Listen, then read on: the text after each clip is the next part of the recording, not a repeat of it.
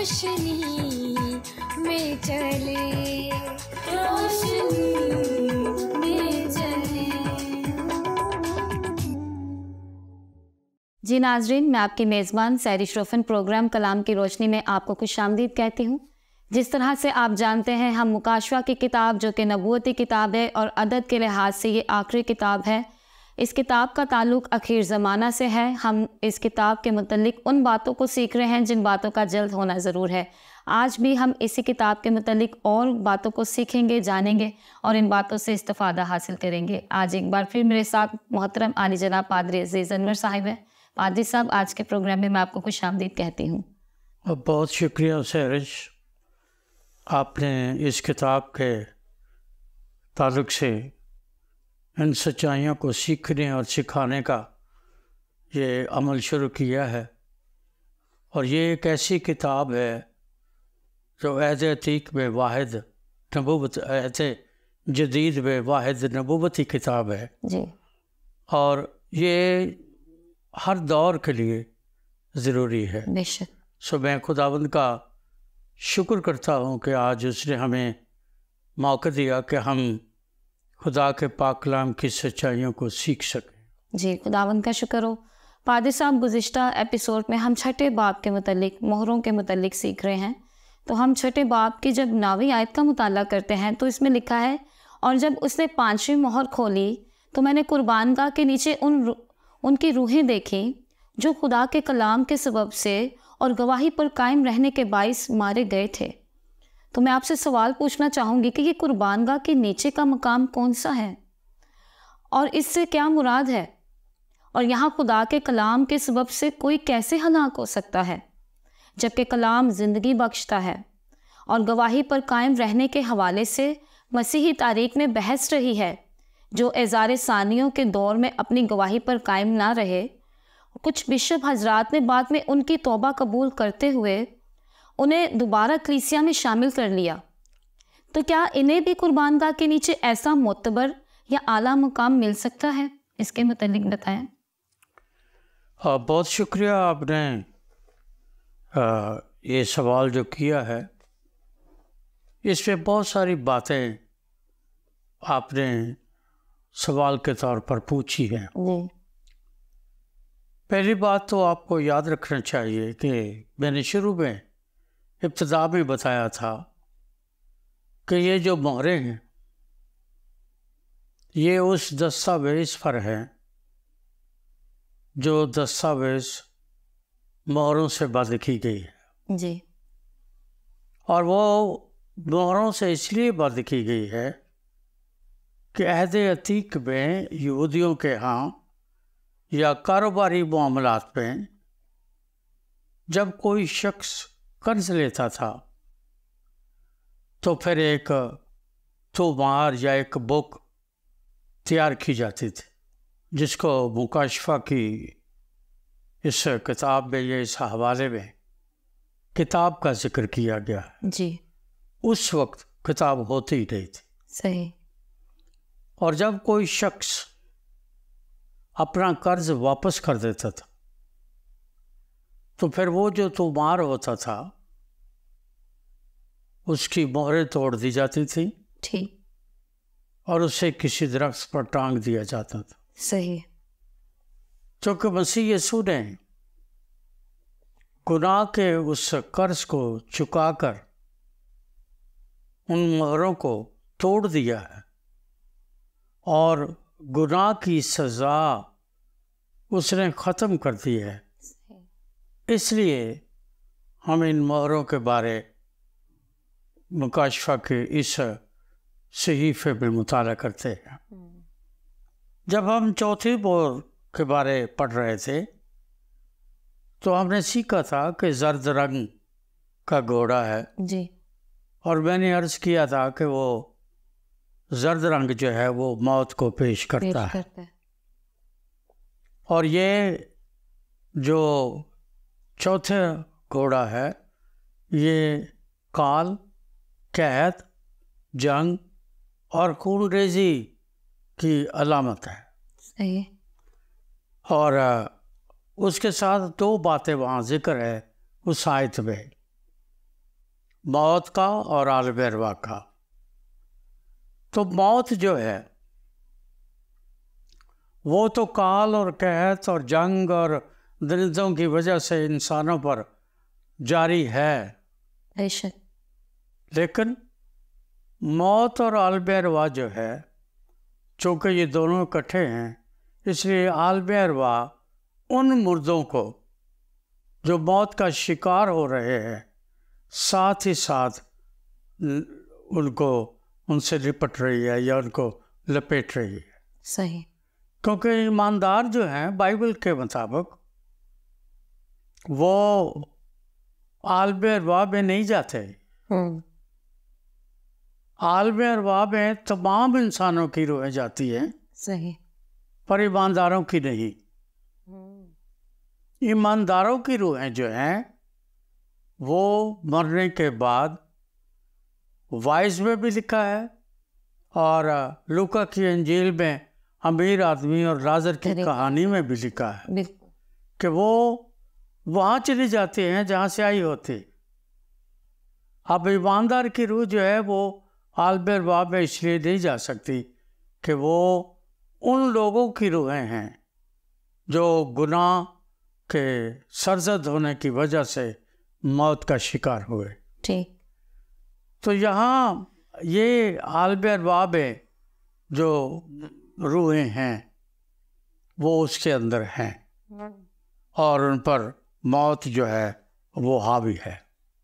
لیکن جب ہم اس کے بارے حزقیل 14واں باب اس کی 21ویں آیت پڑھتے ہیں تو وہاں لکھا ہے، پس خداوند فرماتا ہے کہ جب میں اپنی 4 بڑی بلائیں یعنی تلوار اور قحط اور مہلک وبا اور درندے یروشلم کو بھیجوں کہ ان کے جوان اور انسان کو کاٹ ڈالوں تو کیا حال ہوگا۔ ماضی میں خدا نے 586 قبل از مسیح سے یہ کام شروع کیا، صحیح، بلکہ اس سے بھی پہلے اس نے یہ کام شروع کیا، لیکن 586 قبل از مسیح میں شاہ بابل نے اس کے تابوت میں آخری کیل ٹھونکی جب وہ آیا اور اس نے یروشلم کو برباد کر دیا۔ 10 سال تک وہ یروشلم کو برباد کرتا رہا یا لوٹتا رہا، اور 10 سال کے بعد اس نے ہیکل کو لوٹا، اور اس طرح سے اس اسرائیلی سلطنت کو یا یہودی سلطنت کو اس دنیا سے تہس نہس کر دیا، اور ان کے لوگوں کو وہ قید کر کے اس نے نہر کبار پر جا کر بابل میں ان کی خیمہ بستیاں بسائیں، جن میں بعد میں انبیاء پیدا ہوتے رہے اور وہ بنی اسرائیل قوم کو ان کے گناہ اور اس کی سزا کے بارے ان سے بات کرتے رہے۔ اور یہ روحیں جن کا ذکر یہاں پر ہم 5ویں مہر میں پڑھتے ہیں، اگر آپ غور سے دیکھیں کہ ہم جب ان 4 مہروں کا ذکر پڑھتے ہیں، پہلی 4 مہروں کا، تو وہ جو 4 مہریں ہیں جب وہ کھلتی ہیں تو 4 جاندار اور 4 روحیں حصہ لیتی ہیں، جن کے بارے ہم نے پڑھا تھا کہ وہ خدا کے تخت سے نکلتی ہیں، اور پھر وہ یہ 4 روحیں جو ہیں یہ 4 گھوڑوں کی شکل میں نمودار ہوتی ہے، صحیح، اور پھر ان کو جو کام دیا گیا ہے اس کو وہ سر انجام دیتے ہیں۔ ایک انتہائی اہم بات جو ہے جو میں چاہتا ہوں ہم جانیں، جب آپ اس آیت کو پڑھیں گے تو آپ دیکھیں گے مقدس یوحنا رسول ابھی آسمان میں ہی ہے، کیونکہ خدا کا مذبح یا قربان گاہ اب زمین پر نہیں ہے۔ صحیح، جب 70 عیسوی میں جنرل ٹائٹس نے، رومی جنرل نے ہیکل کو جلا کر برباد کر دیا، پھر اس کے بعد صلاح الدین ایوبی نے ہیکل کو گرا کر وہاں مسجد اقصی قائم کر دی تو عہد کا صندوق اور قربان گاہ یہ دنیا سے غائب ہو گئے یا معدوم ہو گئے۔ وہ کہاں ہے وہ ایک الگ کہانی ہے، وہ ملے ہیں یا نہیں ملے ہیں وہ یہ ایک الگ کہانی ہے۔ اگر وقت آئے گا بعد میں تو پھر ہم ان کے بارے میں بھی جانیں گے۔ لیکن اس نے اس کو جب برباد کر دیا اور اس کو مسجد اقصی میں تبدیل کر دیا تو پھر قربان گاہیں اور عہد کا صندوق اور ہیکل کی وہ تقدیس یا سینٹٹی جو تھی وہ ختم ہو گئی، چونکہ اس کی عمارت ختم ہو گئی اس لیے سینٹٹی ختم ہو گئی۔ کیونکہ جب ہم ہیکل سلیمانی سے پہلے خیمہ اجتماع کے بارے پڑھتے ہیں، جو سب سے پہلے بنی اسرائیل قوم جب مصر سے نکلی اور انہوں نے سمندر کو پار کیا، بیابان میں آئے، تو بیابان میں خدا نے اپنے بندہ بزرگ موسیٰ سے کہا کہ تو عبادت خانہ یہاں خیمہ اجتماع بناؤ۔ اس کا نقشہ خدا نے دیا، ایک ایک چیز ڈوریاں تک اس نے بتائی، ان کے رنگ بتائے، ان کی ہر چیز، گھنٹیاں، سب کچھ اس نے بتایا۔ لیکن دو باتیں بڑی اہم تھیں۔ خیمہ اجتماع کے صحن میں پیتل کا ایک حوض تھا، پھر اس سے آگے جو قربان گاہ تھی دو طرح کی تھی، ایک قربان گاہ تھی جو کہ پیتل سے بنی ہوئی تھی اور اس پر وہ قربانیاں چڑھایا کرتے تھے، صحیح، اور دوسری قربان گاہ جو تھی وہ سونے کی بنی ہوئی تھی، اور وہ جو سونے کی بنی ہوئی قربان گاہ تھی وہ اس دبیز پردے کے بالکل پاس رکھی گئی تھی، جس کے بارے کہا یہ گیا ہے جب ہم استثناء کی کتاب اور احبار کی کتاب کا مطالعہ کرتے ہیں کہ کاہنوں کے سوا اس قربان گاہ کو بھی کوئی چھو نہیں سکتا۔ پردے کے پار اندر داخل ہونا یہ تو سال میں ایک بار عید فصح کے موقع پر ہوتا تھا، صحیح، لیکن اس کو بھی نہیں چھوا جا سکتا تھا۔ ٹھیک، کوئی عام انسان اس سونے کی قربان گاہ کو بھی نہیں چھو سکتا تھا۔ صحیح، یاد رہے کہ پیتل جو ہے بائبل مقدس میں یہودی علم الاعضاء کے مطابق جو ہے وہ عدالت کو پیش کرتا ہے۔ صحیح، جب وہ ان جانوروں کو وہاں ذبح کر دیا جاتا تھا تو پھر ان کا جو خون ہوتا تھا اور قربان گاہ کے نیچے انڈیل دیا جاتا تھا۔ جب اس کے نیچے انڈیل دیا جاتا تھا تو پھر وہاں سے ایک نالی نکالی گئی تھی جو کہ یروشلم میں سے ہوتی ہوئی، کیونکہ یروشلم شہر میں تھی یہ قربان گاہ، یہ ہیکل، یہ سب کچھ، وہ نیچے وادی میں چلا جاتا تھا۔ سارا فضلہ، ساری جو بھی ان کی باقیات ہوتی تھی اور وہ جو خون ہوتا تھا وہ وہاں سے بہتا ہوا نیچے چلا جاتا تھا، جس کو بائبل مقدس میں وادی ہنوم کا نام دیا گیا ہے۔ اور ہنوم کو ہم جب انگلش زبان میں پڑھتے ہیں تو اسی کو ہیل یا جہنم کہا جاتا ہے، اردو میں بھی اس کو جہنم کہا گیا ہے۔ اس ہنوم چونکہ عبرانی زبان کا لفظ ہے، اس لیے اس کو اردو میں جہنم کہا گیا ہے۔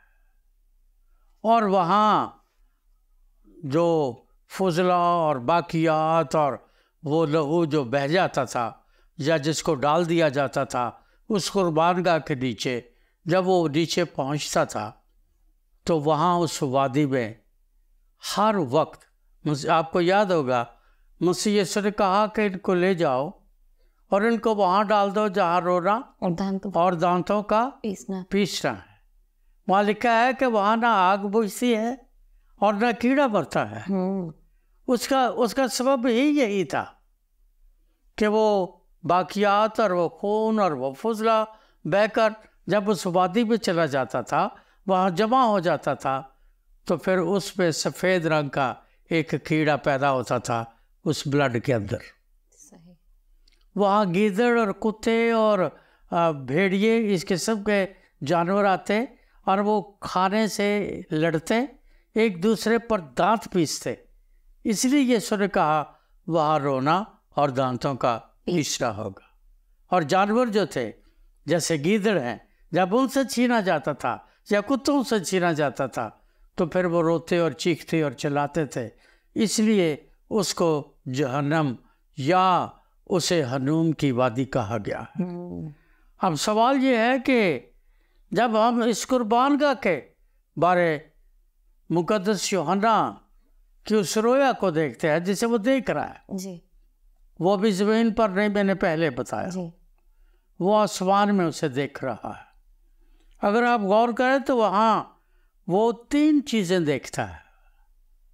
نمبر 1 قربان گاہ کو دیکھتا ہے. نمبر 2 وہ شہیدوں کی روحیں دیکھتا ہے. نمبر 3 جب وہ شہیدوں کی روحیں دیکھتا ہے اور لفظ شہید آ جائے گا تو پھر اس کا مطلب یہ ہے کہ وہ جو شہید ہے آٹومیٹیکلی ان کے بارے میں یہ ذہن میں سوال آئے گا کہ یہ کون سی روحیں ہیں جو شہید ہو گئے، یا جنہیں ہم کہیں گے کہ یہ شہادت کی روحیں ہیں. تو پھر یہ کون ہیں؟ سب سے پہلی بات میں نے پہلے بھی تھوڑا سا بتایا ہے کہ مکاشفہ کی کتاب میں قربان گاہ کا ذکر جو ہے وہ تقریباً 8 دفعہ آیا ہے، جس میں سے 2 دفعہ سنہری قربان گاہ کا ذکر کیا گیا ہے. قربان گاہ کا ذکر 8 دفعہ کیا گیا ہے، اور اس میں سنہری قربان گاہ جو ہے اس کا ذکر 2 دفعہ کیا گیا ہے. مکاشفہ 8واں باب 13ویں آیت، 9واں باب اور 13ویں آیت، ان دونوں جگہوں پر اس سنہری قربان گاہ کا ذکر کیا گیا ہے. میں نے آپ کو بتایا کہ خیمہ اجتماع میں جو تھی 2 قربان گاہیں تھیں. پیتل کی قربان گاہ جو ہے وہ خدا کی طرف سے مقرر کردہ عدالت کو پیش کرتی ہے، اور یوحنا اس وقت جو ہے وہ اسی عدالت کو دیکھ رہا ہے، اسی قربان گاہ کو دیکھ رہا ہے جو پیتل کی ہے اور جس پر ان کے شہیدوں کو وہ اس کی روحیں نظر آتی ہے. اور یہ جب ہم تاریخ کا مطالعہ کرتے ہیں تو ہمیں پتہ چلتا ہے کہ یہودیوں کے ساتھ ابتدائی کلیسیا میں ایمانداروں کے ساتھ یہ سلوک کیا گیا. ان کو ذبح کیا گیا، ان کو قربان گاہوں پر آرے سے چیر دیا گیا، بے شمار لوگوں کو وہاں قربان کر دیا گیا یا انہیں قتل کر دیا گیا، اور وہ مسیح یسوع کے نام پر یا اپنے خدا اور اپنے ایمان اور اپنے اعتقاد کے نام پر شہید ہو گئے. دوسری قربان گاہ جو ہے وہ میں نے بتایا کہ وہ چھوٹی ہوتی تھی، سونے کی تھی، اور یہ میں نے بتایا کہ پردے کے پاس رکھی جاتی تھی. یہ جو قربان گاہ تھی اس پر صرف سردار کاہن جو تھا اس کو اجازت تھی کہ وہ بخور کی قربانی وہاں پر جلائے. تو پھر وہاں جب وہ نظر کی قربانی گزرانتا تھا تو پھر اس قربانی کو کاہن اس میں سے ایک مٹھی لے کر ان کوئلوں پر ڈال دیا جاتا تھا جو وہاں پر پڑے تھے، جل رہے ہوتے تھے، اور پھر وہاں سے دھواں اٹھتا تھا جو آسمان کو پہنچتا تھا، اور جسے مکاشفہ کی کتاب میں جو ہے اس کتاب میں باقاعدہ ایمانداروں کی دعاؤں کا نام بھی دیا گیا ہے کہ یہ وہ بخور کی دعائیں ہیں یا وہ بخور ہے جو جلایا گیا. اور یہ جب مقدس یوحنا اس کو دیکھ رہا ہے تو وہ ان شہیدوں کی بات کرتا ہے. سوال یہ ہے کہ یہ شہید کون ہیں؟ جو آپ نے سوال بھی کیا ہے اس کے مطابق یہ شہید کون ہیں جو وہاں پر پڑے ہیں؟ میں نے آپ کو بتایا کہ عہد عتیق میں جانوروں کو جب وہاں ذبح کیا جاتا تھا تو ان کا خون اس قربان کے نیچے ڈال دیا جاتا تھا. یہ جو شہید ہیں یہ قربانی کے جانوروں کی طرح شہید کر دیے گئے جی. اور ان کی روحیں جو ہیں وہ قربان گاہ کے نیچے ہیں کیونکہ وہ روحیں عالم ارواح میں نہیں گئیں. میں نے شروع میں آپ کو بتایا ہے کہ عالم ارواح میں ان لوگوں کی روحیں جاتی ہیں جو غیر ایماندار نہیں ہیں. جی. اور میں نے ایک جگہ اس کے لیے پڑھا بھی تھا، پتہ نہیں لوگ اس سے متفق ہوں یا نہ ہوں، کہ یہ وہ جگہ ہے جہاں خدا کا تخت ہے اور خدا کا تخت جو ہے وہ تیسرے آسمان میں ہے. اب اس سے لوگ متفق ہوں یا نہ ہوں وہ بات کی بات ہے، لیکن میں نے ایک جگہ یہ بھی پڑھا تھا.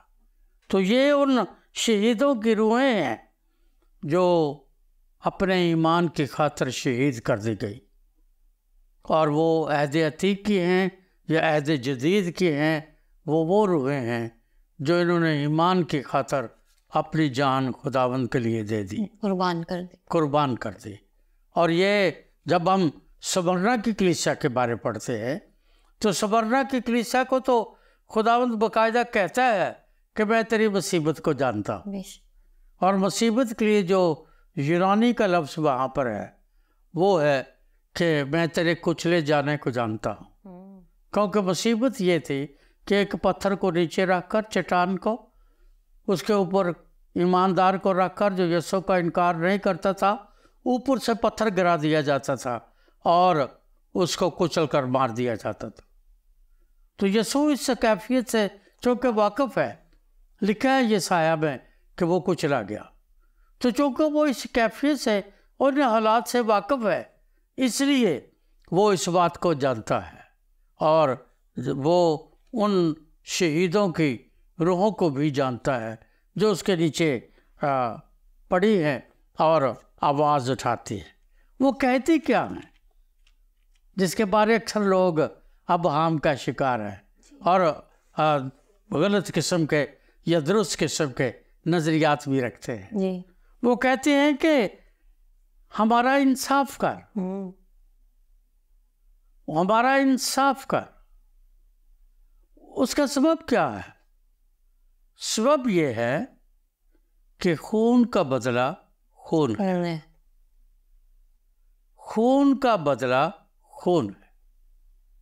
دوسری وجہ یہ پاک کلام کا فیصلہ ہے، یہ بھی خدا کا قانون ہے کہ بغیر خون بہائے معافی نہیں.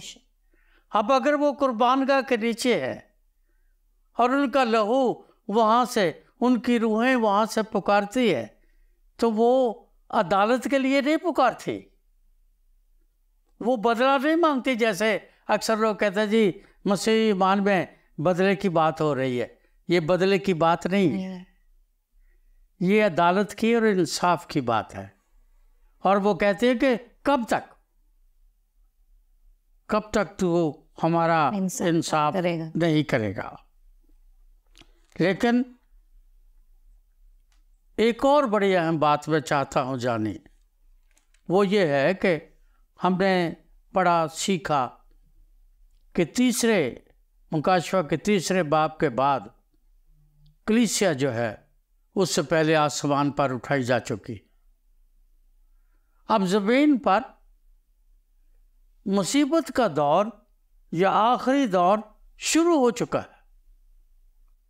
مخالف مسیح نازل ہو چکا ہے اور پہلے 4 گھوڑوں کے توسط سے ہم نے سیکھا کہ دنیا میں کیا کچھ ہو رہا ہے. तीसरी जंग अज़ीम भी हो रही है, भूख और नंग भी है, कहत भी है, काल भी है। लोग अपने ईमान की पादाश में या ईमान के सिले में वो शहादतें भी हो रही हैं। ये सारा दौर उस वक्त का है जब कलीसिया आसमान पर उठा ली गई है। लेकिन जब लोग इस बात को समझने और सीखने की कोशिश करते हैं तो फिर वो ये सवाल मैं समझता हूँ कि बिल्कुल दुरुस्त करते हैं कि फिर जी ये शहीद कौन है। और उस दौर का जो मुखालिफ मसीह या मुसीबत के ज़माना के लोग होंगे, जो मुखालिफ मसीह गवाही के ख़िलाफ़, ईमान के ख़िलाफ़ होंगे, वो उनको पकड़ेंगे और उनको शहीद कर देंगे। सही है। ये उनकी रूहें हैं, ये उन शहीदों की रूहें हैं जो कुर्बानगाह के नीचे हैं, क्योंकि खून जो था वो कुर्बानगाह के नीचे डाल दिया जाता था। और खून जो है उसके बारे इस्तिस्ना में लिखा है कि खून बदन की जान है। यानी वो जाने हैं जिन्होंने अपनी जानें खुदावंद के नाम पर दे दी, अपनी गवाही की खातिर अपने आप को पेश कर दिया और उनको हिला कर दिया गया। और वो जानें वहाँ पड़ी हैं और वो अदालत की बात नहीं कर रही, वो खुदा से इंसाफ की बात कर रही कि कब तक तू हमारा इंसाफ नहीं करेगा, क्योंकि तू तो आदल है, तू तो मुंसिफ है, तू तो किसी की हिलाकत नहीं चाहता। तेरा तो कानून है कि गुनाह की मजदूरी मौत है। तेरा तो कानून है कि जो जान गुनाह करेगी वो हिलाक होगी। हमारा इंसाफ कब होगा? हम कब तक इस कुर्बानगाह के नीचे इसी तरह पड़े रहेंगे? हमें बता। ये वो सवाल है। और मैं समझता हूँ कि हर शख्स जो अपने खुदा से प्यार करता है, ज़बूर 13 के मुताबिक वो सवाल कर सकता है कि कब तक मेरे साथ ऐसा होता रहेगा। और यही ये रूहें कर रही है। थैंक यू पादरी साहब, बड़ी खूबसूरती के साथ आपने इस सवाल का जवाब दिया। और यकीनन जब हम अनाजील का भी मुताला करते हैं तो खुदावंद यीशु मसीह अपनी ज़ुबान मुबारक से कहते हैं कि जो कोई मेरी खातिर अपनी जान खोएगा वो बचाया जाएगा, और जो कोई अपनी जान बचाने की कोशिश करेगा वो हलाक हो जाएगा। तो यकीनन नाज़रीन, मेरा ईमान है आज आपने बड़ी बरकत पाई होगी। बातें तो और भी बहुत सी हैं, लेकिन हमें वक्त इजाज़त नहीं दे रहा। हम अगले एपिसोड में और बातों को सीखेंगे। आज के इस एपिसोड में मुझे और पादरी साहब को इजाज़त दें। खुदा हाफिज़। आओ हम खुदावंद की रोशनी में चले, रोशनी